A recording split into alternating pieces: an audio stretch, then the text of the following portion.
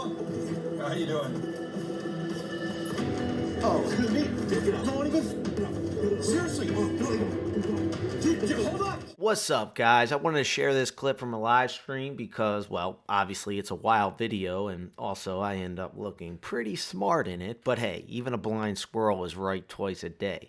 But for real, I get so many questions about carrying as an Uber or delivery driver. And for anyone that is curious about that, the lawyer towards the end of this video drops some super valuable information in regards to the castle doctrine and talking with police. I'm thinking about doing a deep dive into the rules and regulations surrounding carrying as a gig worker. Honestly, just because I'm curious myself. And if you do drive for any of these apps, let me know in the comments if you carry. I'm curious. All right, let's get into it. Oh, this is gonna be good. Oh man, this got interviews and all. Oh snap. Oh, all right, let's rock. Hey, Alpha? How you doing? Oh, excuse me? Don't even... Seriously, don't even... Hold on, one minute. Listen to me. Holy trigger warning, but I don't know if you guys caught that. You guys catch that?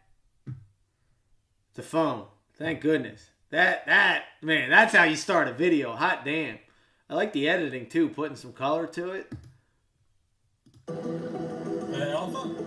How you doing? See, I've talked about this before. The Uber rider's name's Alpha. I doubt that's his birth name.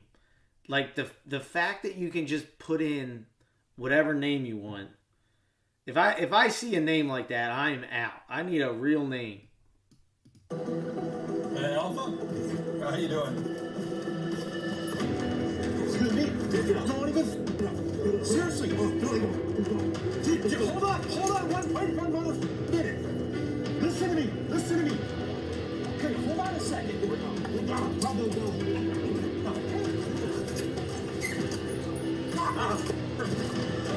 Oh hell yeah! Shake and bake, baby! Jaworowski? He flipped it on him. Good. So from a situational awareness standpoint, did you have your door locked? I mean, were you thinking about stuff like this prior to it happening? When I saw them walk up, it looked like a normal ride share. The only difference to it being is they were masked. And the only other thing that struck me as a little odd was they weren't making eye contact with me as I came up. But again, not in something that was really ringing too many alarm bells. Thanks to rules, it's normal to wear a mask. And at that point, because the door to my car was open, I couldn't reach it while I was still strapped in. As I stood up, I grabbed the gun, I brought it up on center on the guy standing outside. He threw up his hands, screamed, and ran off. Oh, what a bitch. In the opposite direction. And then I pointed the gun inside the car at the gentleman in there, and he screamed and ran off as well. You can't really get to your gun in its door panel frame with the door closed? I'm just kind with of... with the door closed, I can. Okay. But the door was open because the gentleman outside the car had flung the door open trying to pull me out. So it's now 5 or 6 feet away from me. Wow. And while I have really long arms, they're not quite. Yeah, when I first met you, I thought they picked the wrong guy that they're going to go after. What made you decide not to shoot? As soon as they ran away. Their backs were to me. They were running away. They were no longer at that moment, viable threat. You have your attorney. It's Amy Scholes. Yep. Amy Scholes is here with you. So I want to make sure that you don't say anything that's going to get you in any trouble. And I'm sure Amy doesn't want you to say anything that's going to get you in any trouble. But a lot of folks, and we talk about the Castle Doctrine protections in your vehicle. And here's some guys who are in your vehicle. And Amy, I'll go right to you on this one. Does Castle Doctrine protect you when you're inside, or provide you that basis of protection? I know I don't want to say protect you, but is Castle Doctrine covering you when you're in your car? It can in certain circumstances, but in this case, because these two individuals were invited into the car, they're not breaking in, and so as a result, Castle Doctrine wouldn't apply then. Interesting. Okay, so did you know that at the time? I did not know that at the time. My initial thought was they've surrendered. They've got their back to me. They're running away. And again, at that point, they're no longer a threat to me in that moment. Good, clear-headed thinking, and I always tell people the best fight is the one you're not in. If somebody's going to run away, let them run away. What did you do immediately following the incident? I noticed in the back seat, he had dropped his cell phone, or not his cell phone, his car keys, his house keys, and some other stuff that was on a lanyard. So I reached in, I grabbed that by the lanyard. I closed the passenger door while keeping my eyes on the direction that they had ran off in to see if they were possibly going to come back.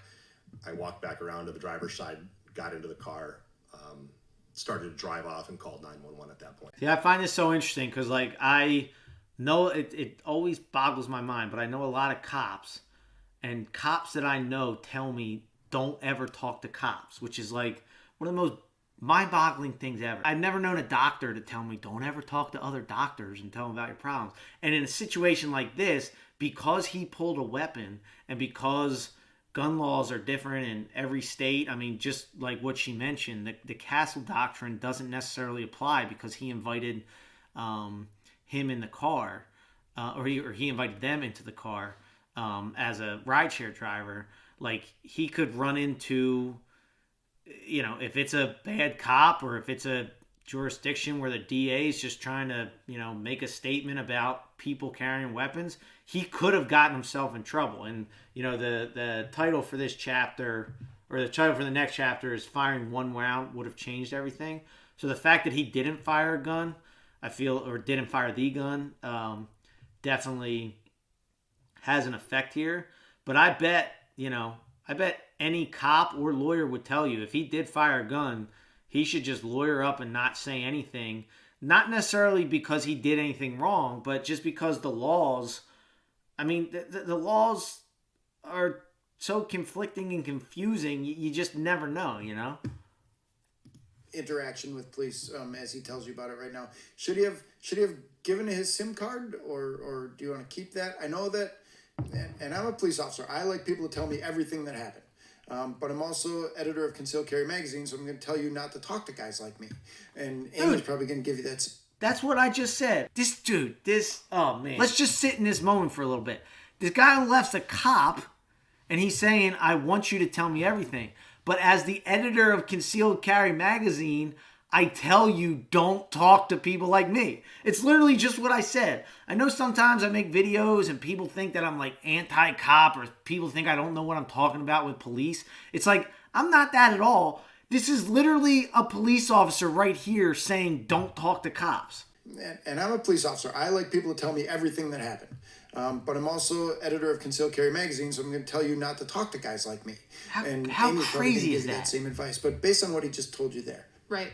Could you imagine any other profession saying that? Like, oh my God. Look, this situation turned out as well as it possibly could have under these circumstances. As an attorney, I would advise, no, we don't make statements to police without an attorney present. We don't provide that information without an attorney present, or certainly without at least consulting with an attorney first. Obviously, in this situation, Scott did everything right, and ultimately that has been, shown with all of that evidence that the police were able to obtain and that Scott provided to them.